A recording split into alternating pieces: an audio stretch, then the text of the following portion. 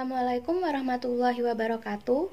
Kami dari kelompok 1 akan mempresentasikan materi tentang hakikat sumber belajar PAUD. Di sini kami akan membahas yaitu yang pertama pengertian sumber belajar PAUD. Yang kedua yaitu fungsi sumber belajar PAUD. Yang ketiga peran dan manfaat sumber belajar PAUD. Yang keempat yaitu jenis-jenis sumber belajar PAUD. Assalamualaikum warahmatullahi wabarakatuh. Perkenalkan, nama saya Cici Aprilisandi dengan NIM 190210205038. Pada kesempatan kali ini, saya akan menjelaskan pengertian sumber belajar PAUD. Menurut Thorkleson, pada tahun 1965, sumber belajar merupakan segala sesuatu yang digunakan untuk kepentingan belajar, yaitu yang berada di dalam sekolah pada masa lalu, sekarang, dan waktu yang akan datang. Menurut ASCII, sumber belajar adalah segala sesuatu yang berupa pesan, manusia, material, metode, media, peralatan, dan teknik, dan lingkungan yang digunakan untuk kepentingan belajar yang digunakan secara sendiri-sendiri maupun dikombinasikan untuk memfasilitasi kegiatan belajar.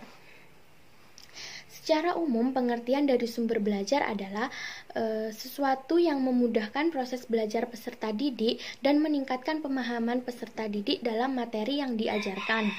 Dengan demikian, sumber belajar merupakan suatu komponen yang sangat penting untuk dalam keberlangsungan proses belajar sehingga memperoleh ilmu pengetahuan, kemampuan, dan keterampilan. Sumber belajar diartikan sebagai fasilitas pengajaran yang berguna untuk menyampaikan pesan.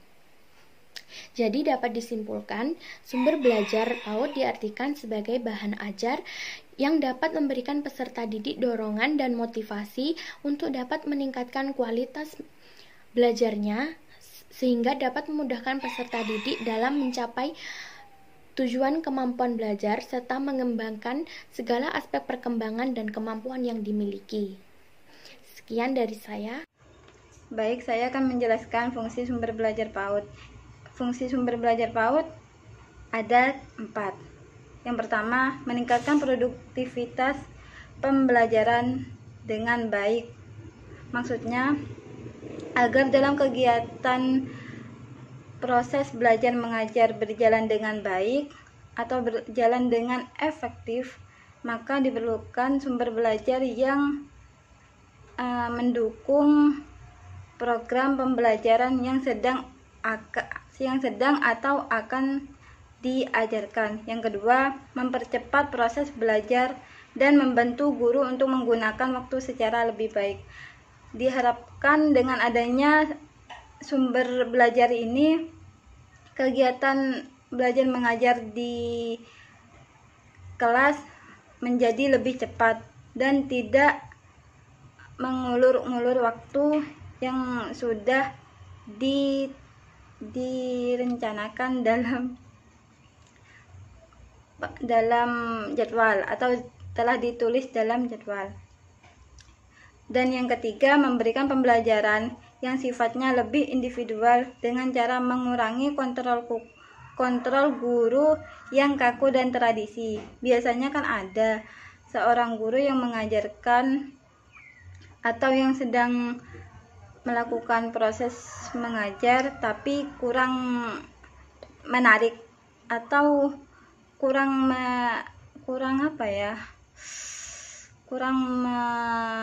membangkitkan minat belajar anak usia dininya. Dan yang keempat, menjadi sumber penunjang bagi siswa untuk berkembang sesuai dengan kemampuannya. Maksudnya, dengan adanya sumber belajar anak usia dini ini, diharap sumber belajar atau media dari pembelajaran anak PAUD ini diharapkan menjadi media penunjang atau pendukung agar proses mengajar atau yang diajarkan guru lebih optimal. Assalamualaikum warahmatullahi wabarakatuh. Perkenalkan, nama saya Sylvia Fahmi dengan NIM 190210205070. Di sini saya akan menjelaskan peran dan manfaat sumber belajar PAUD. Peran sumber belajar PAUD. 1. Sumber belajar bisa memberikan kesempatan untuk memperoleh pengetahuan dan menambah wawasan anak. 2. Sumber belajar bisa meningkatkan kemampuan anak di dalam berbahasa. 3. Sumber belajar bisa membantu mengenalkan anak pada lingkungan. 4. Sumber belajar bisa menumbuhkan motivasi belajar anak. Yang kelima, sumber belajar memungkinkan anak untuk mencapai tujuan pembelajaran dengan lebih baik. Yang keenam, sumber belajar mendukung anak didik untuk lebih banyak melakukan kegiatan belajar. Selanjutnya, manfaat sumber belajar PAUD. 1. Bisa meningkatkan pengalaman belajar yang lebih konkret dan langsung. 2. Pemanfaatan sumber belajar bisa mengatasi adanya keterbatasan ruang, waktu, dan daya indera. Yang ketiga, dapat menambah pengalaman serta wawasan anak. Yang keempat, memberikan informasi yang lebih akurat dan terbaru. Yang kelima, dapat meningkatkan motivasi belajar anak. Yang keenam, dapat mengembangkan kemampuan berpikir anak secara lebih kritis. Hai, saya akan menjelaskan tentang jenis-jenis sumber belajar anak usia dini. Yang pertama yaitu sumber belajar yang dirancang. Apa sih itu? Sumber belajar yang dirancang adalah segala sesuatu sumber belajar yang secara sengaja didesain untuk mencapai tujuan pembelajaran.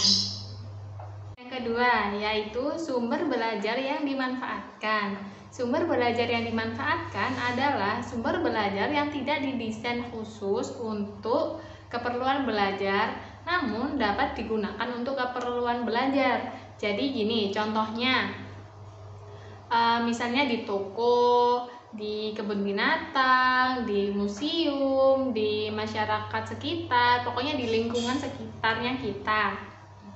Organisasi Asosiasi Komunikasi dan Teknologi Pendidikan mengklarifikasi sumber belajar dalam 6 jenis. Yang pertama yaitu pesan atau message, yang kedua orang atau people, yang ketiga bahan atau material, yang keempat peralatan atau tools, yang kelima teknik, dan yang keenam lingkungan. Saya akan membahas tentang alat permainan edukatif. Sebelumnya, apa sih alat permainan itu? Alat permainan adalah segala alat yang digunakan untuk memenuhi naluri bermainnya. Sedangkan alat permainan edukatif adalah alat yang dirancang khusus untuk membantu pembelajaran dan mengoptimalkan perkembangan sesuai dengan usianya. Jelaskan tentang apa sih manfaat alat permainan edukatif? Yang pertama yaitu untuk melatih kemampuan motorik anak. Yang kedua yaitu untuk melatih konsentrasi. Yang ketiga untuk menambah wawasan dan bahasa. Yang keempat yaitu untuk mengenalkan warna dan bentuk.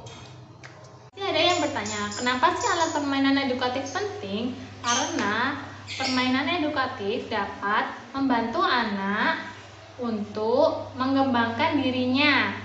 Yang kedua, untuk meningkatkan kemampuan berkomunikasinya anak. Dan yang ketiga, untuk merapikan hal baru atau memberi inovasi pada suatu permainan. Yang keempat, yaitu untuk meningkatkan cara berpikir anak. Yang kelima, yaitu untuk meningkatkan perasaan anak. Selanjutnya, permainan edukatif mampu merangsang imajinasinya anak. Dan selanjutnya untuk melatih kemampuan bahasa anak. Selanjutnya yaitu untuk membentuk moralitas anak. Dan yang terakhir untuk mengembangkan sosialisasi pada anak.